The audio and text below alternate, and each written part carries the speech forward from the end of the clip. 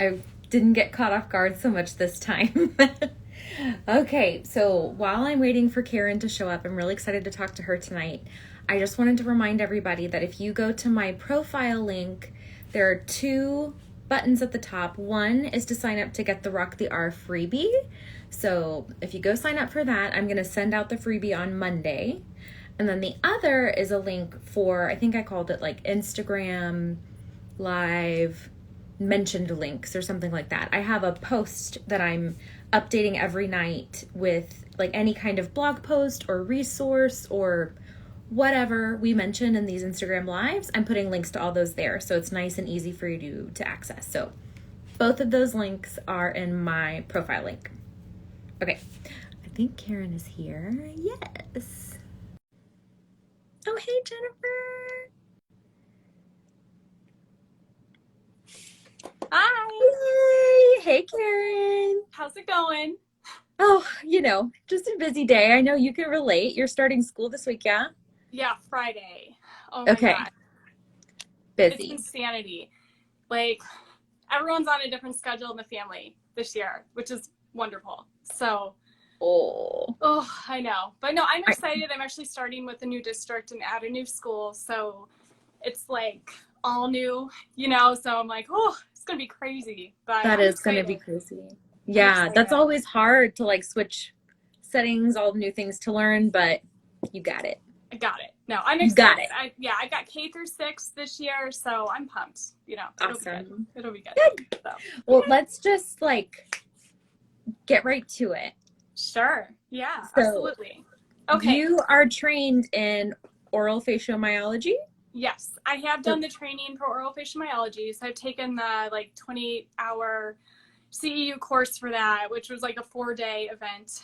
I am not a certified oral faciomyologist. I didn't go ahead and do that because of my work setting, but the knowledge has been powerful for me. So I'm excited to just share some tidbits and, hopefully just give a little bit of, I don't know, any tips or strategies that people can take away and hopefully help with R. So absolutely. I think that's awesome because that's definitely like, I have not done that training. I know bits and pieces. So I think it's a great perspective to bring to the table, and you never know what a kid needs. So for sure. And I did take that course before kids. So I was not a mom.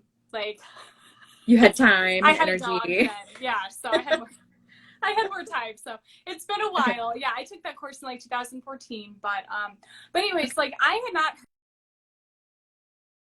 before I took the course, and I was just kind of getting frustrated.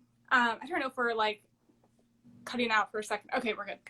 I was kind of getting frustrated because I was getting these kids and I could see they'd been in speech for years and, mostly R and Lisp kids, right? So I'm just like, man, what is going on? And I just kind of I'm looking back through charts, seeing the goals, and I'm just feeling well, this has been done before. This has been tried before. You know what I mean? It was just this sense of frustration. And I'm I don't know. I'm just very driven. I like to hear and see the progress. We all do. So I don't know, of course. So I started going on Google and,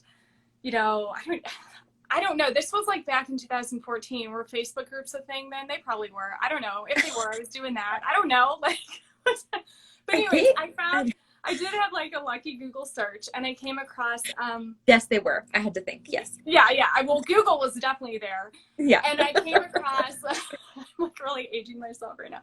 I came across Sandra Holtzman's name when I was doing this Google search, and honestly never heard of oral faciomyology, and I was had no clue what it was. I kind of started reading a little bit about it. My husband's a dentist, so I was kind of intrigued by the fact that it involved speech and dental professionals. And I was kind of well, that's kind of cool.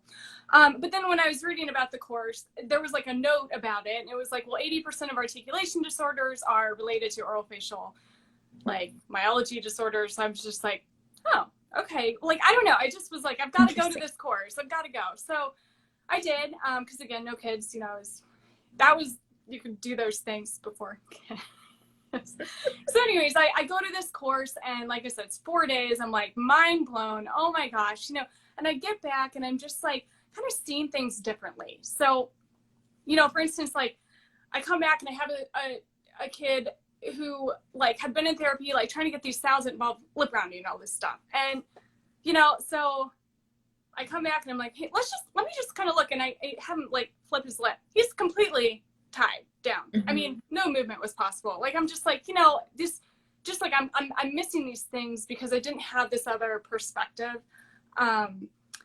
Just other examples. But I just started seeing like a little bit more of just other things that could connect the dots for me. And so it was just really, really powerful and helpful.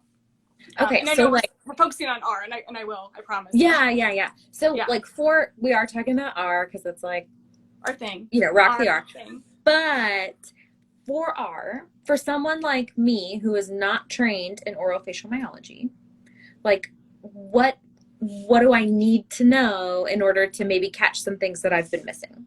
Okay, so my number one thing is that it's really, really helpful to always start with teaching normal resting posture. And I know I've like said this before with regards to a list, but it's also important really for R, and honestly, it can be important for a lot of speech sounds that we're trying to correct. And I will explain what normal resting posture is in a minute too. But the reason is we have like a habitual resting posture and position. Our tongue should be in a specific resting position. And, that's of course when we're not talking and whatnot, but that's also when we are talking, there's pauses, right? Between sounds, between words, between phrases, between sentences. We always have a pause in our natural connected speech, right? So if you're starting to think about like, okay, so conversation, and then you're hearing these kids with this just articulation that's just kind of not falling apart in conversational level. The resting posture could be off. That's one thing that I always start with. So I've really caught a lot of kids that come into my room with R airs and lisp and all of that. Their normal resting posture is just off. And the tongue can shape the palate. It has the power to shape the palate, and it can also move the teeth. So we really are making our jobs harder when we're not thinking back to just those like foundational skills. I mean, so this is like our starting place where our tongue needs to be. So I have, this is like not my typodont that I use at work. This is like a really scary one I made my husband bring home from his office. So sorry, it's like got like missing teeth and stuff. But I'm just, so yeah, there's like. Oh, it's not that bad. I was like bracing myself. Yeah. But anyways, so basically when we're talking about normal resting posture, people aren't familiar with that. When I talk about the dental arch, I'm just talking about our, palate up here and how it should go. But when we are just, resting in between pauses of speech or just not talking, your tongue should be up within the dental arch. It should not be flat. It should not be pushed forward against or through the teeth. Okay. So when kids are starting like that, we're already off to a bad start, and it's going to mess them up when they're trying to connect the dots with articulation later on. Not only that, but they should be breathing through their nose. Their mouth should be closed because, if your jaw is open, well, your tongue is going to be down too, right? Your tongue's going to be starting in a down position. So that's all not good. So we don't, when you see like the mouth breathing and stuff, yeah, that's not good either because the tongue is already starting in the wrong resting posture. And then the teeth should just be kind of, there's about, they call it like a freeway space, about 2 to 3 millimeters, just kind of lightly apart, not clenched, not too far, just kind of like a, nice and lightly. And then the tip of the tongue or the front part of the tongue should be resting against the alveolar ridge. And so my students, we call this home. And I actually make goals for them to like be able to locate home. They show me on a typodont. They have to show me that they know where home is with their own tongue. You know what I mean? So they have to be able to locate home for me because, if you've got a kid who's got like the tongue just kind of flat and they're starting there and you're trying to get a good R, and of course we want that to just happen in conversation too, not just at the little, not just in words when we're working with them. We want them to be able to eventually carry that over and connect the dots. So they've got to learn first normal resting posture. It has to become a habit for them. So interesting. I send home homeworks. Sorry, it's the end of the day. I send home homework literally like, sorry, 2 kids. I have a 2-year-old, so I'm barely surviving right now. But I I do. I send home homework like, Mm-hmm. is my tongue on the spot? You know, I literally just, it's a checklist. It's nothing crazy, but I just like, I explain to parents, I send a little handout home and I explain like, this is what I want your student or, you know, to start thinking about. If they're playing video games every so often, just be like, hey, is your tongue on home? You know, just kind of like be annoying. This is funny because like I didn't realize how much of this I did know, but more for like feeding therapy. Yes. And for lisps as well, but I've never really thought about it for R. Yeah, and it is important too, because like I said, that tongue is shaping things, you know. So and I don't know, when I was taking this course, like we had to like read some articles for it, and one connection they said orthodontists notice, and I'll just like say both. So for in terms of a lisp, what they would notice is the teeth would be like the front teeth would be like tipped like towards the lips, like labally. And they would often hear, I'm not saying every time, but they would often hear a lisp accompanying that. When they saw a high vaulted palate, they would often hear a distorted R with that. So it's just, there is a connection between speech and dentition. And I think that we're, you know, we don't want to totally ignore that, basically, is what I'm trying to say.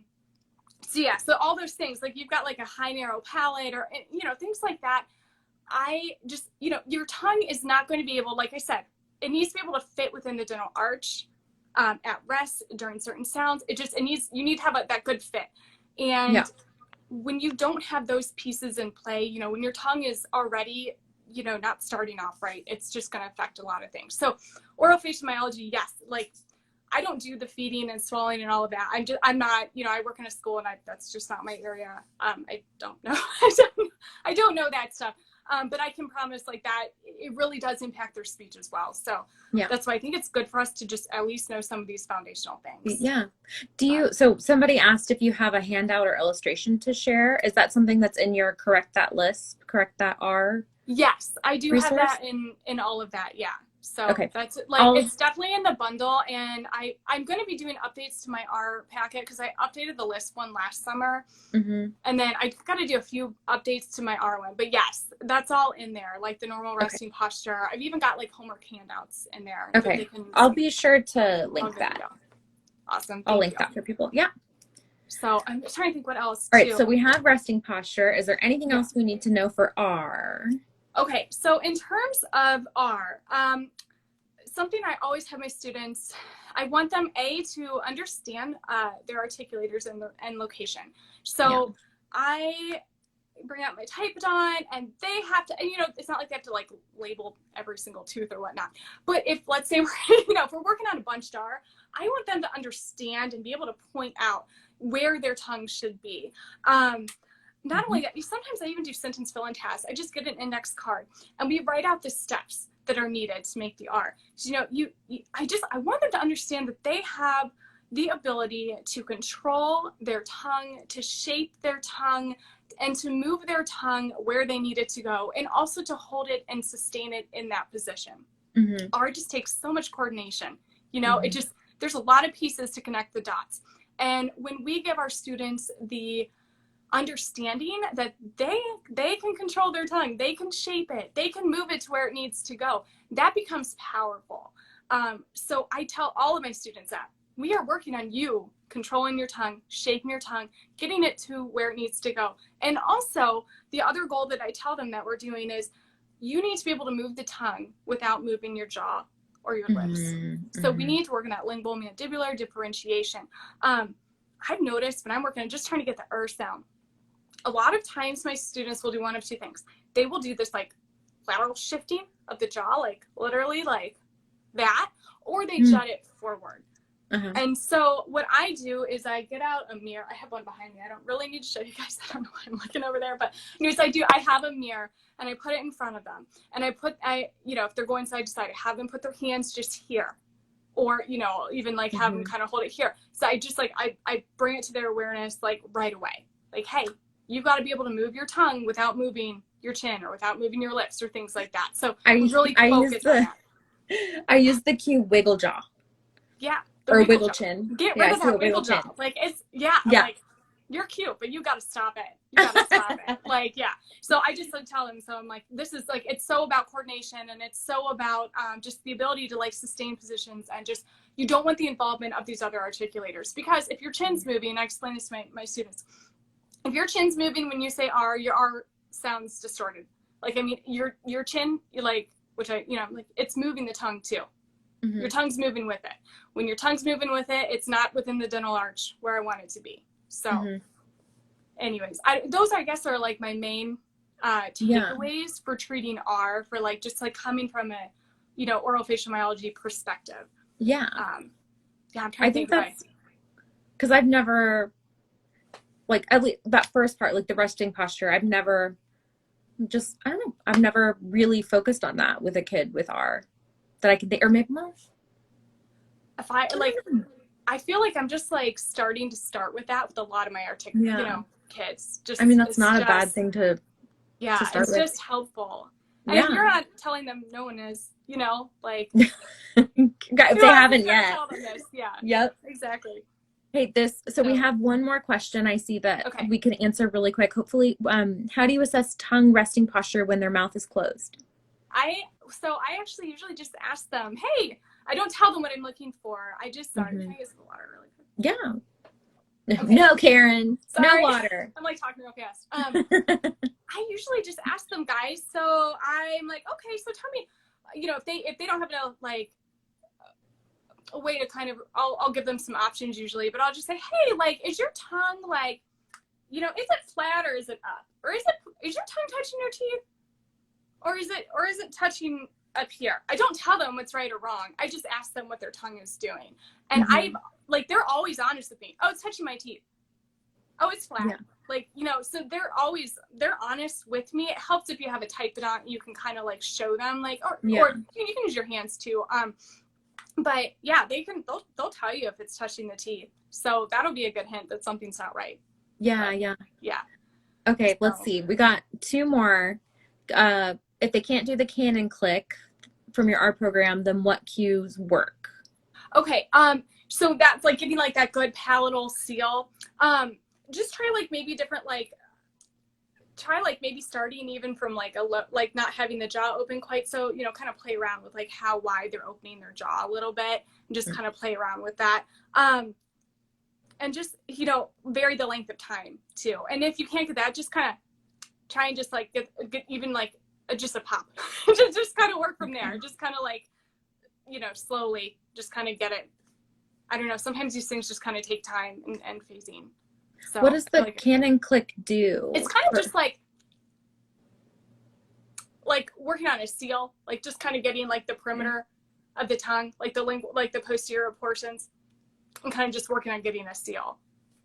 But honestly, like I will say my like two most important for me, I want my students to be able to do the tongue bowl, because that involves them raising the posterior edges of their tongue, like the posterior edges. Sense. That is incredibly important, because, you know, if we're doing like the bunched R tongue shape, that's actually like a horseshoe shape, but the bowl is the precursor to that. So if you're going to stress about, I would say if you're going to stress on something, at least like I'd focus on like getting that bowl down. And then I really like to have them do the like side to side without moving the chin and stuff. Just for the awareness of like, I can move my tongue without moving my chin. So hopefully that helps. Okay. Yeah. All right. I think we sorry. More questions are coming in, but maybe, you know, I'm going to screenshot it and send it to you. So if you have time, maybe in your stories. Posterior sides touch the molars. Yes. Okay. For the tongue. Yes. Yeah. Are you talking about are you wondering like about a bunched R position? Is that what they're? I don't know. Okay, at least you can DM me too. And then what word cues do you use besides home or wiggle jaw? Actually, wiggle jaw was just invented during this IG live. I like it a lot. I've never used it. I didn't come up with it. I think it was. Oh. I don't remember, but. Okay, yeah, I just call it shifting. I just tell them that they're shifting. That's all I call it. Besides home, I call it the spot. Yeah, I use magic spot for like my for list spot. Kids. I just call it home or the spot, but I like magic spot. That's fun. That's fun. Yeah. And yeah, to work, I'll just say one more thing, like to work on finding home. You can use things like, you could like use like a wet Q-tip. If you, I know this is like COVID era. So again, type it on. So like your best friend right now. I do have, in my like packet, I got like a big model where literally the entire page is just showing home, and there's like a big X, and you can use Play-Doh with it and all that. So, you know, just for extra visuals. You know, you can use like, again, I know this is COVID times. I'm just kind of telling you like ideas, and like, you know, one day if you feel comfortable, you can use that. Those like candy dots, like I use those with my son.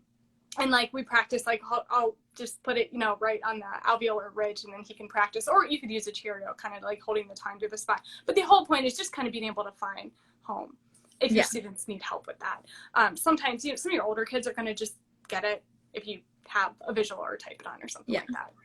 And then they can show you. You can just kind of lift their tongue and show you that they can find it. Awesome. So, yeah. Well, Karen, that looks like all our questions for now, but I'm sure Karen is happy to maybe answer any if people have more. Yeah, I'll do my best, guys. I will. Okay. Send her a DM. Email or a DM or something like that. Okay. And if I don't get back to you tonight, I will try. It'll just... It's busy. Sorry, I have 2 little kids. I'll do my best. Well, Karen, thank you so much. I don't want to take more of your time. I know you need sleep, and I can hear Bailey's like, it's bedtime. All right. No problem. I get that. All right. Well, thank you so much for having me. Thank you so much for joining, especially during such a busy week. I really appreciate it. Yeah, no problem. I'm ready. I'm just gonna, here we go, right? Good luck with it. Good luck with your new job. Thank you so much. I appreciate it. Good to see you. Bye.